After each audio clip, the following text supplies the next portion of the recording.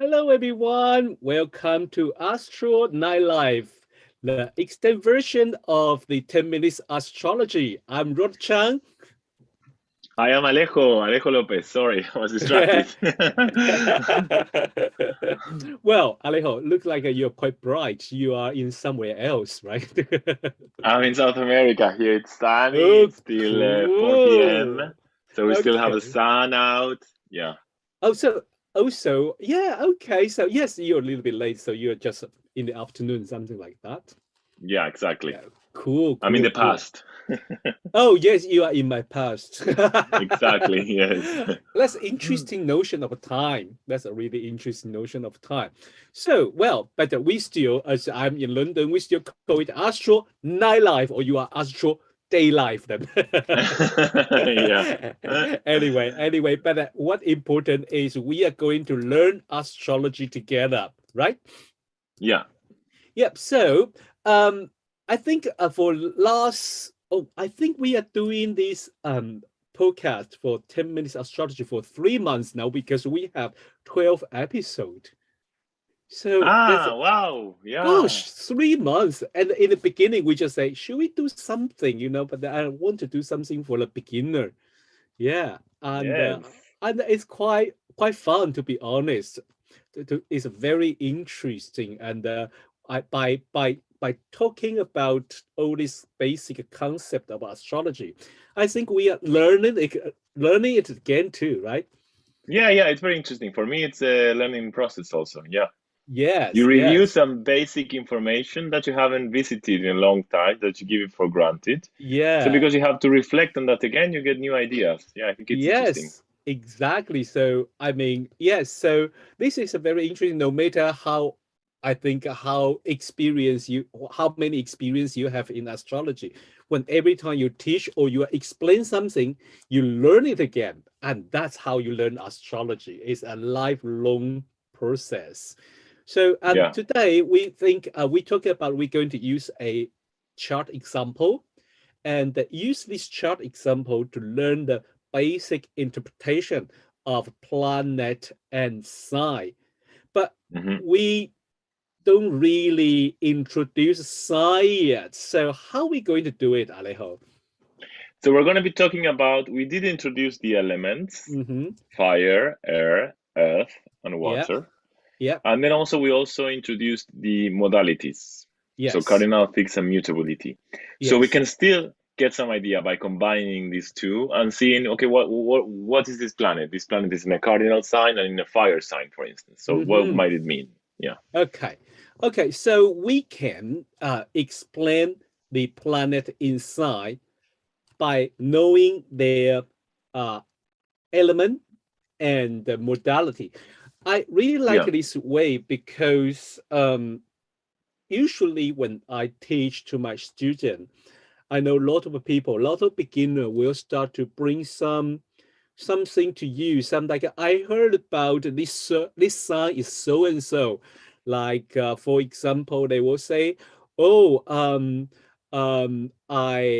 I heard about the maybe they say Gemini is very like change a lot, or they are not easy to to settle down. Is that true?" And I would say I don't want to say true or not, but their modality is mutable. Yeah. So they are good in adopted situations. So when you go back to the modality or when you go back to the element, it's always good to to explain something. So well, should we use a chart example and then we will go through the maybe the 3 or 5 planets we learned already? How about that? Yes. Okay, so well, let me bring out the chart.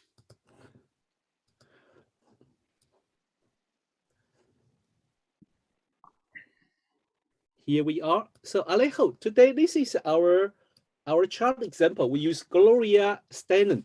Could you give us a little bit of information? Okay, so she was born in 1934 Mm-hmm. in the US, and she was a journalist. She was Uh-huh. a writer. She was a journalist, and she was one of the most prominent icon figures in the feminist movement in the USA. She was an activist for women's rights. She was one of the I think she worked for the New York Magazine. Yeah, I know she worked for the New York Magazine, and she was a founder of an organization which was called Women's Media Center, that kind of wanted to take the limelight onto women who were in the media. So it was kind of a way to support women who were in the media. She was a reference in the feminist movement in the 70s in the US. Yes. That is very interesting, because I think I would study sociology, and I know in 60s that is a kind of a very important time for the feminism movement, and I think she as a an icon, a figure in this time. And we can see in her chart for a professional astrologer, when we see the chart, even to be honest, you don't need to be a professional astrologer. When you see her Aries Sun, Aries Mars, you were like, So, yes. Alejo, where should we start? Let's start perhaps with the sun. Let's start with the ascendant. Okay, could do. Yes, let's do it. But there's a little problem, I think, with the chart, Rod. Yep. Okay. Because I thought she was a Scorpio rising. Scorpio, right? Is that because maybe the time I used the wrong time? It's 10 p.m. right? 10 p.m. Yes, I think. Okay, I put on 10 a.m. Sorry, I apologize. Okay. Okay. I should go back to the chart. Sorry about that. I apologize. Let me go to. Because when I first saw the chart, I was like, "This looks different," and I was thinking, "Why does it look so different?" And then I realized about the rising sign. Okay. It's 10 p.m. So I put out 10 a.m. Let me try it again. All right. Yeah. So is this one? This is the one I know. Yes. Okay. Yes. It's Venus in Aquarius at the bottom. Yeah, that's why I immediately thought, like, what's Venus doing up there? I was like, what's Venus doing up there? Okay. Sorry about that. Well, also to our beginner, every time when you make a chart, just double check. I mean, learn from my mistake. Sorry. Double check the birth time, birthplace, and then even a time zone. All right. Nice. Okay. So here we have the chart. She's Scorpio rising. And we said the ascendant. We said it's how you begin things, how people see you. Yeah. We said it's something about your vitality. Exactly. What are the keywords that we use? Do you remember? I think it's more about our connect with the world, right? Yes, exactly. Yeah. How we approach life, exactly. And then the first impression. Yeah. Yes, exactly. Yeah. So here we have Scorpio, which is water and fixed. So we would expect that there's kind of there's tenacity when she approaches life. There's this sense of holding on to what she wants to do, or once she, when she enters a room, the first thing she does, you might feel it's kind of inner strength or something like that, right? Yeah. Also, I think Scorpio as a fixed sign, she will, if she's trying to express herself or try to present herself, she will show you she holds something. Yes. She holds something important in her memory. Or she will represent something important in her life that she has a feeling with. Yes, because it's water. So yes. Yes, I think there's something because it's water, there might be something very intuitive in the way she approaches life. There might be a lot of sensitivity, like she may be very sensible to her environment, sensible to other people.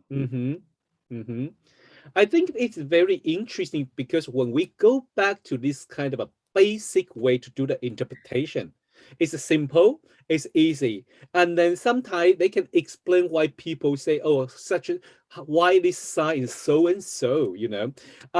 For Scorpio, there's a lot of things they they holding, and especially is those intangible, but about their feeling and how they feel is so important for them. And then as ascendant, that's how they see the world, or how they want other people remember them.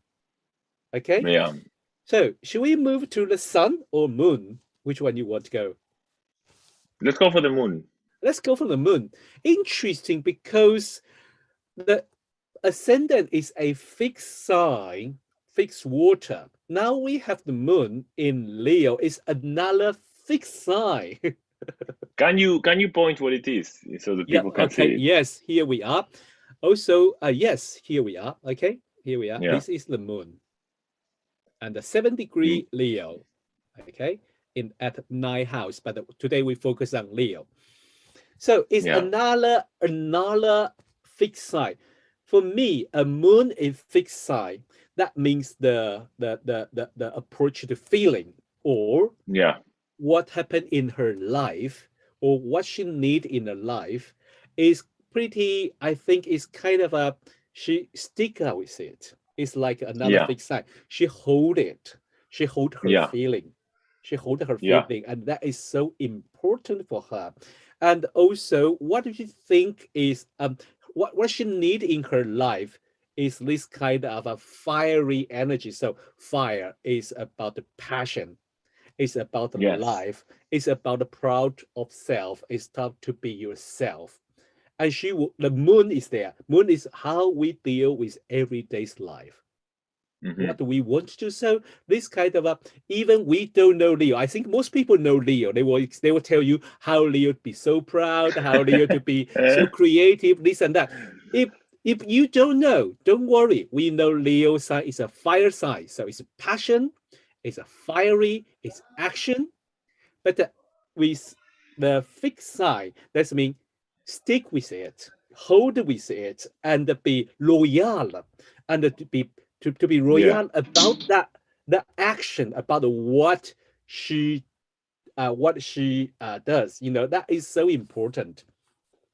Yeah, I think with the moon there, she feels at home when she's fixed, when she's holding onto stuff. So she feels at home when she stands her ground. So far we have somebody who has the capacity, has the endurance to keep up with what she chooses to do, what she needs to do, what she feels compelled to do. Because there's some amount of, the two very important points are in fixed signs. And maybe she needs to trust her vision. She needs to follow her intuition and what she thinks, what she feels is right, I would say, more than think. Yeah, with these two fixed signs in her life, I don't think this is someone who will give up things easily. Exactly. We're starting to picture somebody who's willing to hold to what they believe. They're not going to give up easily. It's not somebody who's going to give up easily. So far. So far, yes. So should we go to the sun? Yeah, let's. Yes. Okay. So how about the sun in Aries? What's your view of sun in Aries? So sun in Aries. So Aries is fire, and it's also cardinal. So her whole sense of being and the way she expresses herself and the goals, what she wants to achieve, has to do with starting something, right? Because it's cardinality. So this is a pioneer spirit, probably somebody who is willing to start things, is willing to act. Is not willing to wait. It's willing to act and to do things. And we in fire, probably is going to be doing it in a passionate way with a lot of self-confidence. Sometimes, cardinality plus fire may have this kind of aggressive outlook, which is more than aggressive. It's kind of really forward looking, very straight, very direct. And that's how she feels alive. She feels alive when she's doing something, when she's acting, when she's doing something. Yes, because for example, the difference between moon and the sun is, moon is what you need and is necessary in your life. But when you go to the sun, you are chasing something. You're after something, and you want that part to be your life and to shine it, to be proud of it. So as you say, this is a cardinal sign. and so have to be started. You know, a sun in Aries want to be the first, or to be the first, or to be the kind of number one, or Yeah. to be, you know, or always facing the challenge. Is not afraid about the Yes. challenge. So this is No. kind of a sun in Aries, especially when they face a challenge, they feel alive, they feel active. Yeah. Yeah. Yeah. Can you point in the chat? Did you point where it is, the sun, so people can see it? Yes, There. here is the sun. Is a symbol of the sun. Okay. Yes. Okay. So should we move to the Mercury? I would say let's go to Mars because it's so close to Okay. the sun. Okay. Right next to the sun is Mars, this symbol. Okay. So Mars, she has Mars at 9° Aries. So, well, basically, we know the Aries already. We explained is the cardinal sign, and it's a fire sign. Fire sign is about the passion, it's about the action, it's about the movement, and also about the meaning of life too. So these kind of things. But the cardinal is initiation, is like starting point. What about Mars? Mars is how we, in one way, is how we express, how we show it. There is a one side of it, but in another way, is also like how we act. And when we try to, you know, when we try to fight or protect ourselves, this is also how we show our Mars. But in one way, Mars, I like, because I think a couple of days ago I was teaching my beginner class.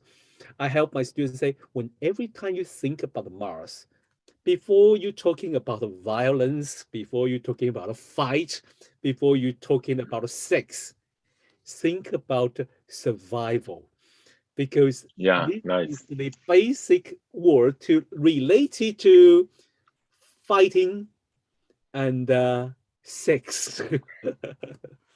Yeah, So good. Yeah, yeah, good point.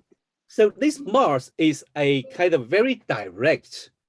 Is when if she pick up the fight, she will not afraid, and I think she will usually Mars in cardinal sign, maybe not only cardinal sign, but especially in Aries, in cardinal fire sign, will take the first step when I think she will pick up the fights. I don't think she's gonna wait a lot. Yes. I try very carefully not say every Mars in Aries pick up on the fight, but that's highly likely, because if they think there is something worth them to fight for, they will not hesitate, or they will even do it before they realize they are already in the battlefield with something or someone. Yeah. Exactly. So far, we have this personality who is a brave personality, perhaps a powerful personality, who is willing to step up, is willing to achieve what they want, is willing to start doing whatever they need to do, is willing to face challenges and face the difficult situations. And is also has the stamina to stay up, to keep up with it. It's not somebody who throws the stone and then hides away. He's the one who's going to throw the stone, and she's going to say, yeah, it was me, and I have something to say, right? So far, we have this kind of very powerful personality. I think it's formidable. I don't want to be enemy of this type person, because they are not only starting the fight, they also stay there. They are not going to give an inch. And like we said, with a moon in a fire sign, a fixed sign, they get a sense of, they feel loved if they keep up. They feel loved if they hold their ground. So they're going to do it. They're going to stay there. They're not going to be afraid. They're not going to hide. Exactly. So which planet should we go next? I would say it's nice to go to Mercury now, because it's going to bring a different layer. Yeah, okay. Here is Mercury sign. Okay, you see the horn and circle, and of course, this is a Mercury sign. Okay, basically, as a couple weeks ago, in the 10 minutes astrology, we talked about the Mercury. It's about our sibling, about our neighbor. It's about our mind, what we think, how we talk, and how we learn. So with Mercury is how we deal with people around us, or how we talk. With Mercury in Pisces, this is totally different because we talk about cardinal, we talk about a fixed sign. Now, first time, we have a mutable sign appear here. So Alejo, could you give us some idea, help us review some idea about mutable sign? Well, mutable sign, we say it's the sign that adapts, right? It's the sign that knows that things might change, things might get to an end, that nothing is forever. So with Mercury here, which is like Rod was saying, is how we think, how we talk. The way she approaches, the way she talks, and maybe her own ideas, what she thinks, might not always be the same, might actually be changing, and she might be very versatile when she speaks. She might have this clever ability to change her arguments according to what she has to say or who she's talking to. Or her arguments or the way she's speaking, it might not always be the same. It might be, this is a flexible mind. This is a mind that can adapt. So although on her ascendant, how she see the world and the moon and her everyday life, she holds something, never going to change, but her mind, what she think and what she talk, can adopt the situation. Yes. Which also Mercury in Pisces is a water sign. So this kind of a soft a little bit, because what we see was a fire tone, and a very fiery sun and Mars and the moon in Leo. But this Mercury in Pisces make it quite soft. So that means she get idea and she stick with those ideas and she's passionate about what she's doing and what she's saying.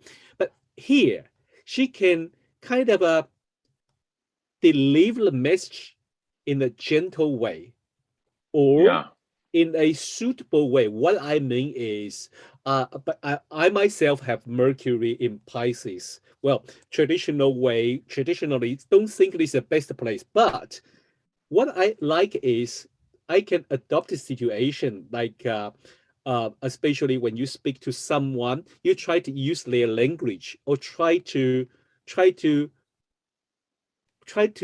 make them understand with what they know, to use the example, what they can understand, try to, adopt. Yeah, because it can be very empathic. I mean, with Mercury in a water sign, I think your mind can read other people's feelings. So you can use your words to address a very intimate part of other people.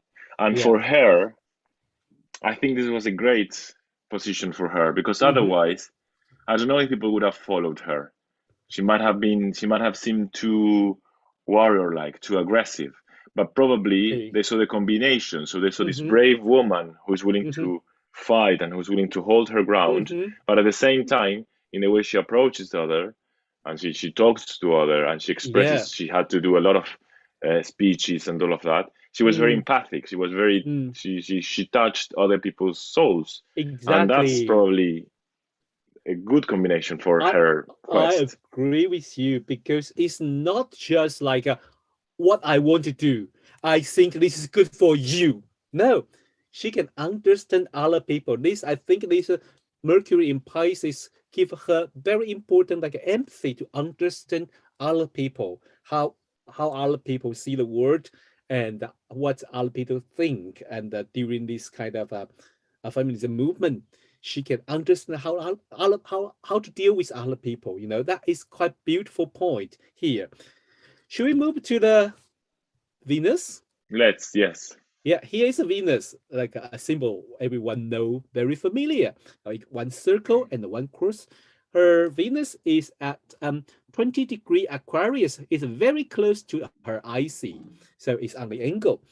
This Venus in Aquarius is kind of quite interesting, I think it's interesting because what I like to say is that Venus tells you what you consider valuable, what is worth for you, and Mars tells you how you fight for it. Yeah. So with Yes. Venus in Aquarius, Venus in an air sign, she probably considers valuable intellectual ideas, rationality, civilization, perhaps also the idea of freedom in some ways. Maybe I'm overlapping, I'm stepping a bit into Aquarius itself now, but there's this idea of sociality, right, of the social world that she considers valuable, and the idea of civilization, of being rational and civilized, and with Mars, she's willing to fight for that. Yeah. So because Venus in Aquarius is a air sign with a communication, with the education, with mind and think. That's what air sign focus on.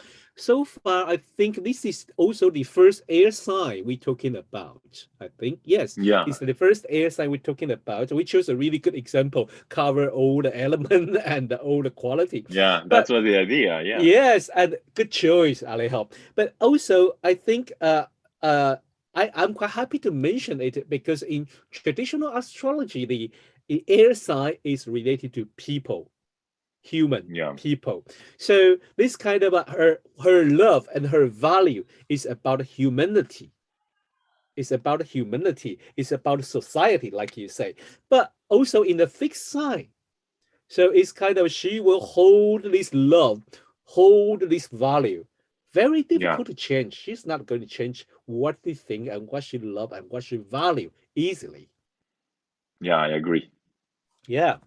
So now we she's have gonna stick with it. Yeah. Yeah. Now we have like picture. Although we don't know about Jupiter, Saturn, we haven't learned it yet. But now we have some picture about this lady, this important icon in the feminism movement in the 1970s. I think the chart do describe, give us a very clear portrait. This is how we do astrology. What do you think? Do you want to add anything in? No, I agree with you. I think it's a beautiful chart because the astrology is so clear in this chart. I think it's usually what happens with icons. They express their planets in such an archetypal way. That's why they become an icon, because they become kind of archetypes, like made flesh. So I think, I think it's I think it's one. Also, what I think it's interesting is to be able to read all of the different layers.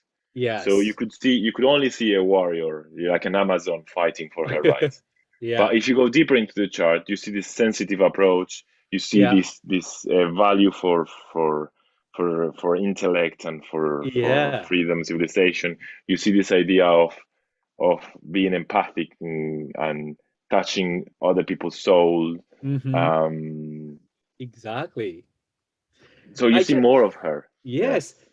And look, we haven't talked about a lot of things. We haven't talked about each sign. We even haven't do any about like a so-called a archetype or ruler planet or rulership yet. We just basically go to each planet. We know what they mean, and then we break down the sign with element, fire, earth, air, water, and the modality, cardinal, fixed, and the mutable. And then we already bring out some, sense of this chart.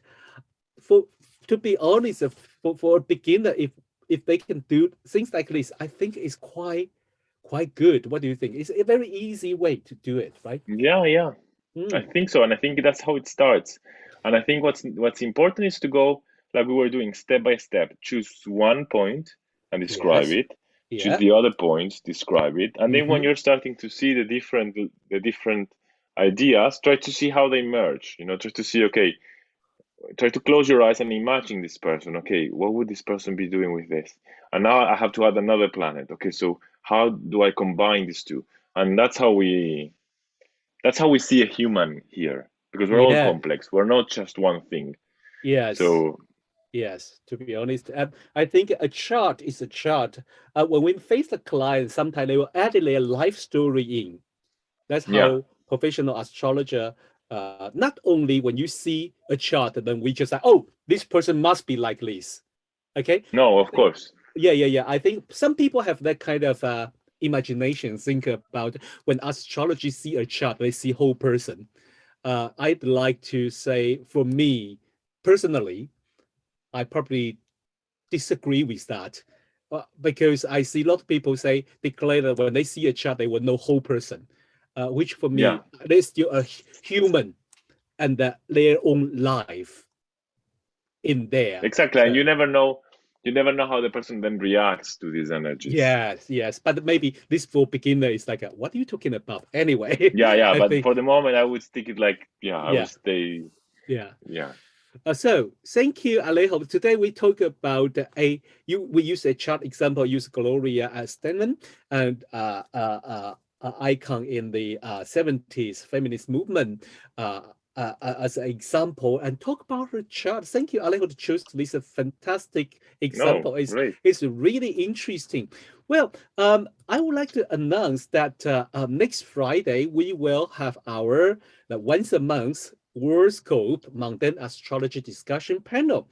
And also this time we invited another Argentina astrologer, Yeah.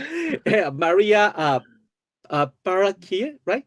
Blaquier. Blaquier. Okay, María Blaquier. And Maria, we're going to introduce us to her topic is the impact of Jupiter Neptune conjunction in the Ukraine chart from the Draconic perspective. So this, if you're a beginner, maybe you probably like, what are they talking about? Well, that's another type of a way to read a chart, Draconic chart. So, but if you are mundane astrologer, you know us, we always bring the different perspective to discuss the situation. So, well, next week we'll come back and Maria will give us an introduction. Also, because we are not far from the eclipse season. So we will have the second part of the discussion. We will talk about how this eclipse, the coming up eclipse, I think is the 30th of April, the solar eclipse, going to have impact in our life. Also, that's on the 22nd April, 8 p.m. But next day, on 23rd April, 5 p.m., we have Sue Tompkins give us a crash course in Contemporary Medical Astrology. If you want to understand, I think it is suitable for beginner. If you understand the chart, if you understand the sign and planet, I think if you care about the astrology and the health astrology and body, mind, and spirit, I think this course would be for you. It's very interesting talking about the health in the chart. And then on the 14th of May, 1 p.m. UK time, we have Lynn Bell talking about when Jupiter is too much, astrology and addiction. Another topic related to our everyday life with our mind, our psychology, and our health too. So it is very interesting topic. If you are interested, please contact our people, our staff. Sorry, our people, our staff. So if you are interested, you can send us email at aoa@inquiry@gmail.com. Okay. Well, thank you for listening. Thank you for watching the Astro Night Live. And today it's still interesting. I don't know why, because I suddenly feel like falling apart. Maybe it's a holiday or something. Yeah. Yeah, but today we learned quite a lot, to be honest. We review what we did for the last 3 months. I'm so proud of myself, to be honest. Yeah, it's very good. Yes. Yeah, thank you. And also, we really hope you enjoyed today's Astro Night Live. And well, you can find me on my Instagram at AOAUKROD. Alejo also has his Instagram. Alejo, what's your Instagram account? Mine is at Liminal Cosmos. At Liminal Cosmos. Okay, so well, we will come back next Friday with the Worldscope Mundane Astrology discussion panel. So, well, until then, see you. Stay tuned. Bye Bye bye. bye.